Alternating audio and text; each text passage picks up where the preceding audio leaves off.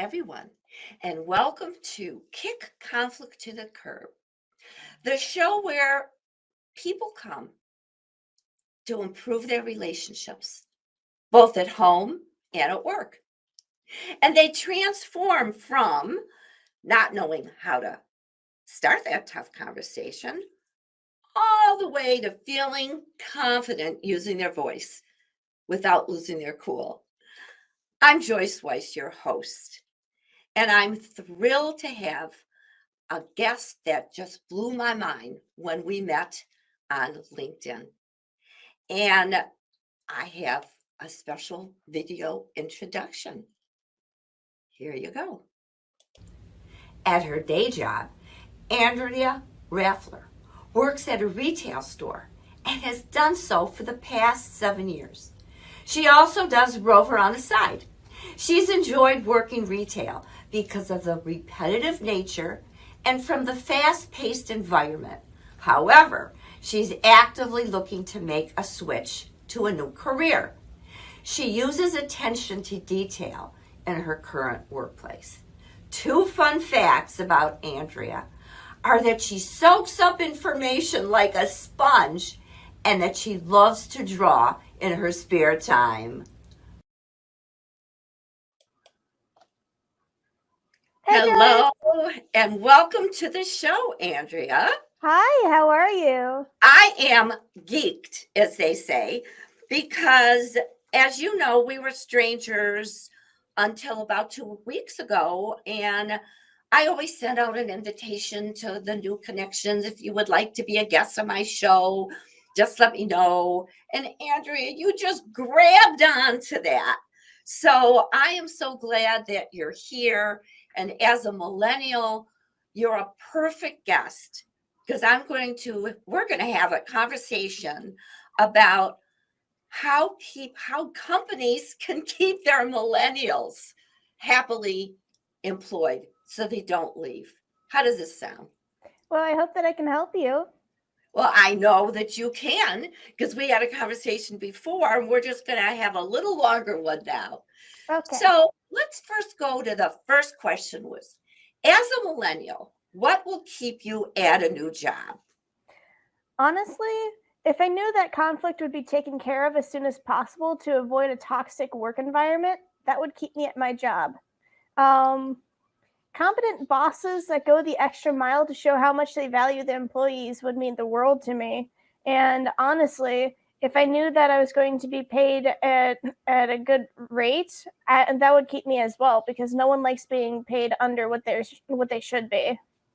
No, and you said something very important at the beginning of this question is that if I knew the conflict would be taken care of immediately as soon as possible. And Andrea, I find that many of my many of my guests who happen to be millennials say that that is the same thing that they feel. That many times the conflict is just swept under the rug and it's not dealt with.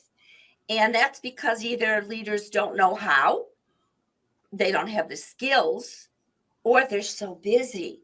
So that's a great answer. Love it. What can the company do to welcome you when you get a new job and your first day of work? How can you feel welcomed?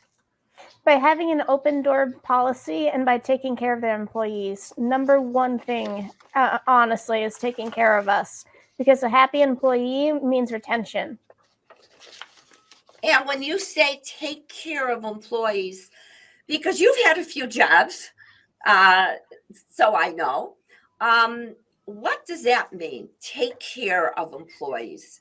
So that means making sure that we have health benefits, that we have an ear to listen to, because sometimes even though you can try to keep it at the door, it's sometimes not possible to leave your personal life at home. So having someone who will be able to talk to you is also a beautiful thing. Just not being standoffish, if I really had to say it. and just showing that they care in whatever way and putting effort into training your employees the proper way so that Yes. you have someone who knows what they're doing. Oh, absolutely. So when you say taking care of employees, you really mean for them to have a heart, for them to not just have a brain and also a heart, to understand that everybody needs to be taken care of. They need to Yeah. be they need to feel heard. And I know I find this in almost all of my interviews and even in my coaching practice. When people say, I don't stay there because I did not feel heard. And that is the underlying theme. That's really what I'm all about. And now we get to an important question. So you got the job. How about a sense of belonging? How can they keep you there? That's a good question, Joyce. If I had to think of it, I would say, like I said earlier, by being trained the same way as everyone else. It would deter conflict over the workload for me, and I would be happy knowing that I got the same amount of knowledge as the rest. By as the rest, I mean as the rest of everyone else. I won't have to worry about whether or not I was trained properly, because that's something that we worry about, or at least I do. I would say also that I really hate finding out there was an even better solution that I could have taken if I had the information just a few moments ago. Honestly, that's my number one pet peeve in the workplace. And I want you to comment on that a little bit, because that shows what kind of professional you are. That you want the training because obviously in the past maybe you didn't have good training, I don't know, and you want to know as much as possible so you can resolve issues at work. And we can't resolve issues competently if we don't know what to do. Exactly. Like, I love bosses who want to make sure that their employees shine, and because it's a reflection on who they are as a boss. You're and if you don't take care of your employees, you don't invest in their training, how are they supposed to get their work done? They Because we are not mind readers for for we are not mind readers, period, Yes, honestly. yes. And not and I again, this is a common occurrence that I find with many of my guests who say, I've got the desire to work. I've got the desire to help. I've got the desire to learn and get better. But so many times they say, I'm taken for granted, or the training just didn't help me move forward. And what do you, because with the few jobs that you've had, and not just few, because you've been there in the introduction, I already said, 6 or 7 years at the same place. What challenges did you have with other companies who didn't train you as well as you obviously need to be? Because you are growth minded, Andrea. There's no doubt. You pick up things, like you said, you're a sponge. So, what kind of challenges did you have in the past with companies that didn't train you? Honestly, the biggest challenge is that, especially for me, I Mhm. was not appreciated, I did not feel appreciated, seen, or heard in the past, to the point where if I would leave that company or leave that store and come back later, it wasn't until I left that they realized the value of what I brought to the table, because they took it for granted. And honestly, they would always say, Andrea, please come back. And I'm just like, haha, no. Too late. Too You late. had You your had me and chance. you lost me. And then with that conversation, when they're in the begging stage of wanting you to come back, did they ever ask you, well, what did we do wrong, or how could we improve? Because those No, never. And they were just like, I think you're. One was very bold with me and said, "I think you're going to come back." And I said, "I think that I'm not, if I'm going to be completely honest." And then he stopped and we stared at each other for a little bit, and then he begged me. He's like, "Please don't go." And I'm like, "I'm sorry." So this is a perfect example for those of you who are watching, whether it's now or later when it's not live, is those exit interviews. Ask people when they leave why. What could we have done better? And I find that many times it's so basic, and we know this, but many times people don't ask that important question, because if so, people like Andrea, and it's like you're not even here, right? People like you, Andrea, would be honest, and you'd say, or maybe they wouldn't, but I know you would. And people who are growth minded would say, hey, I'm ready to go onto another culture that is not toxic, and explain why. So I thank you for that. Yeah, anytime.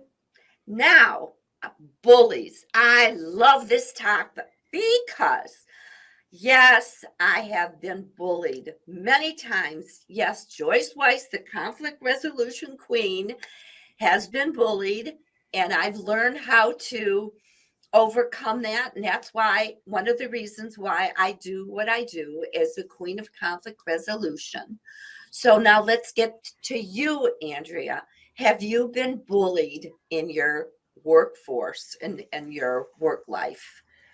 Honestly, yes, I have. And honestly, at one point in time, you may not believe this, but I was the work bully too. No. Wait a Yes, minute. Oh, well, honestly. okay, well, since what happened? Why were you the bully? What did you do, you mean girl? So honestly, what was happening with me at the time, and this is no longer who I am. I have Mhm. long since taken care of myself and made sure that I'm a different person. I have grown so much since then. But honestly, I was in a very insecure state. There was a lot of stuff that was going on in my personal life that I just didn't know how to handle. And so I buckled down and thought, well, if there's nothing I can do about my personal life, I can at least make sure that my work life is completely different. So I wanted to make sure that ran as smoothly as possible, no matter what. And I took Mhm. the training that I got from my boss and tried to apply it to everyone else and make sure that they were doing what they were supposed to as well, so that I felt safe and that I felt better about myself, because my personal life was completely unmanageable. But work life was supposed to be a different story. So you took total responsibility. You knew that you were a bully. Oh, now talking about bully, your your dog is saying, "Hey, I want attention too." Yeah. So, what's your dog's name? There's Davros and Jack. Well, well, I only heard one. So you took your situation at a bully, and like you said, that was me before. You worked on your professional and personal growth, and no more bully. So No more now bully. you've been, well, congratulations, Thank huge, you. because not many guests will admit that they were bullies too. So you are very unique, lady. Thank So you. you're welcome. So how were you bullied? And well, first tell me that, then I'll ask you. Okay. Let's see. What good example would it be? Okay. So, at a previous store that I was at, and my place of or my workplace, Mhm. there was a situation that I was in where my boss was not uh, appreciating me as much as she should be. I felt like I was constantly cleaning up her messes, and I tried to train her as I was supposed to, because I wanted her to succeed. Now, this is not coming from a bully stand place. This is Mhm. just from I've been there. I know what it's like to not have that training, so I want to train you so that you know what you're doing. And she did not want anything to do with it. She was an older woman, and she did not see the value of having a younger employee train her.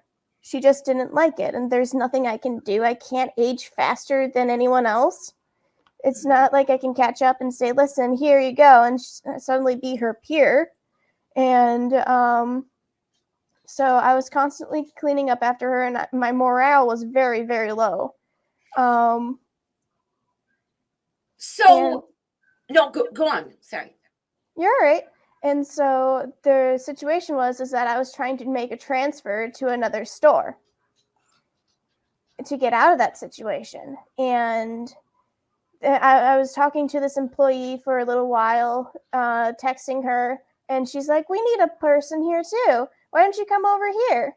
And I was like, and I was desperate, so I said, "Yeah, sure." And then she put herself forward and made it seem like, or she, I don't want to say she harassed, but she made her opinion very well known to our higher up that she wants me over here at her store. So he made the transfer after a little while, and I was so excited because I was like, this is a fresh start. I can get away from that bully mentality. I can make sure that I'm doing what I'm supposed to. I can actually relax, and I don't have to clean up after anyone. And honestly, I was in a very bad state work-wise. I did not trust anyone. I didn't trust anything. Of course. Yeah, after everything. And I was super excited, so I doubled down on making sure that I was doing everything I should. And then I realized real quick that she only brought me on so that she could go into her car and self-medicate, shall we say, so and have me do all the work for her.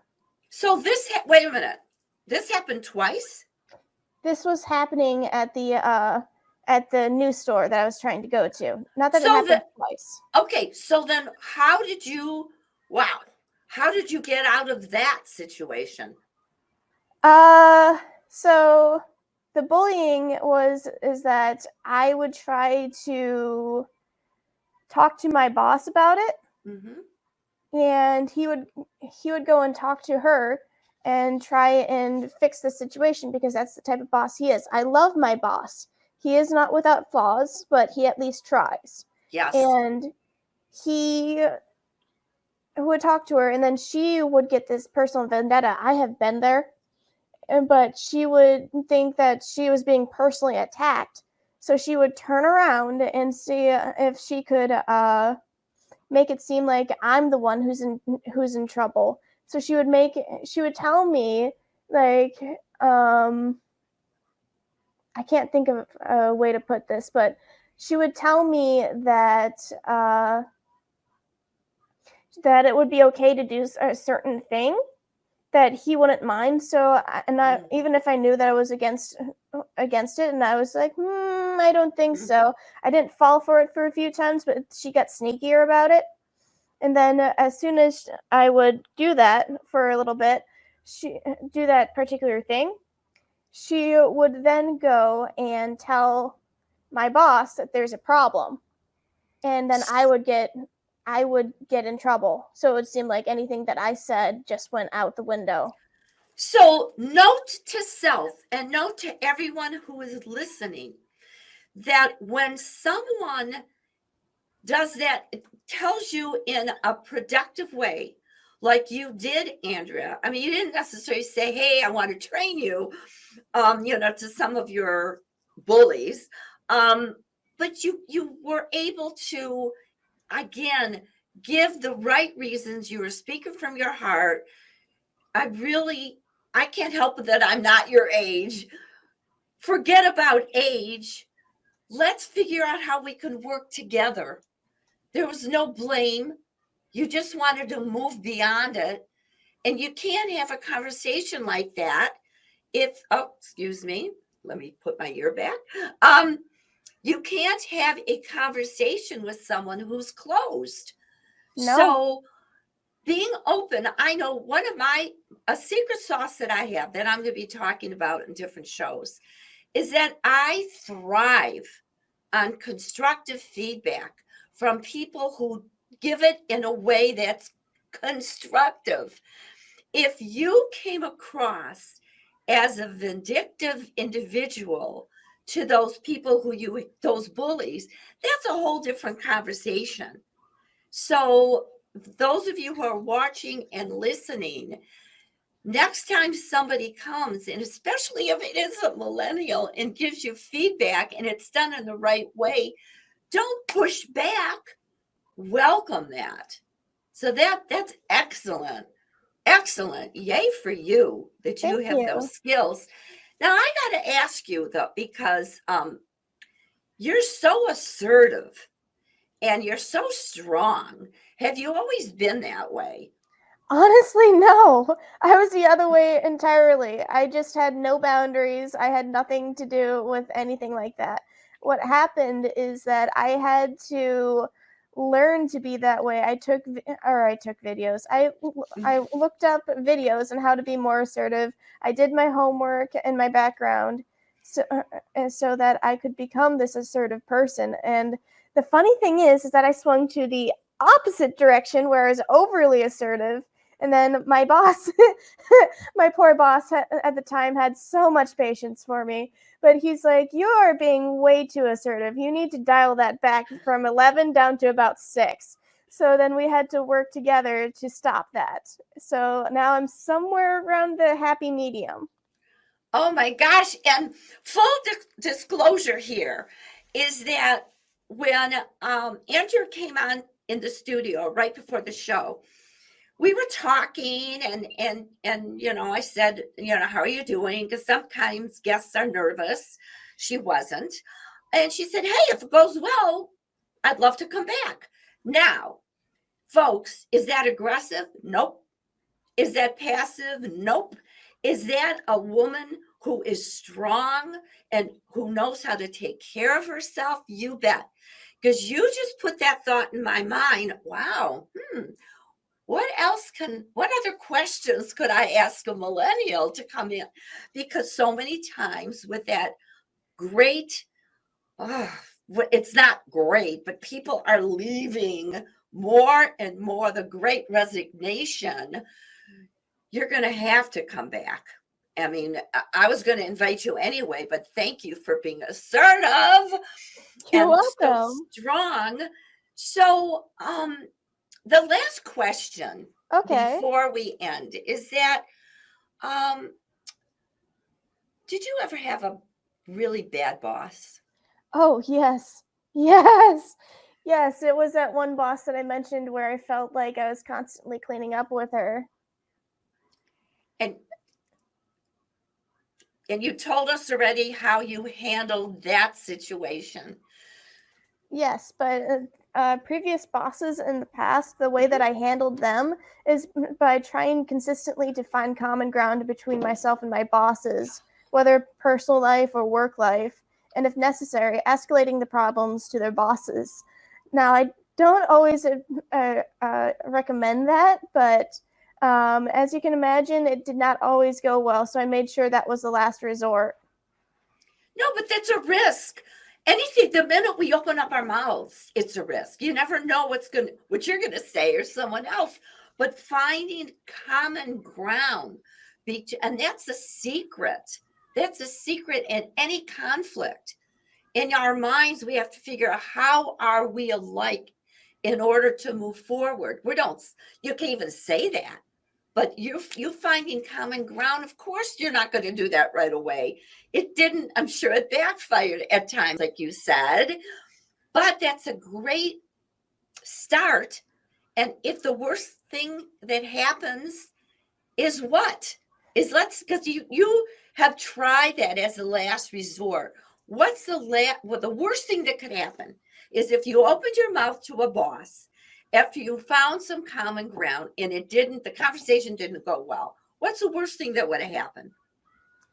That the boss would take it as a personal offense and then try to talk to me about it.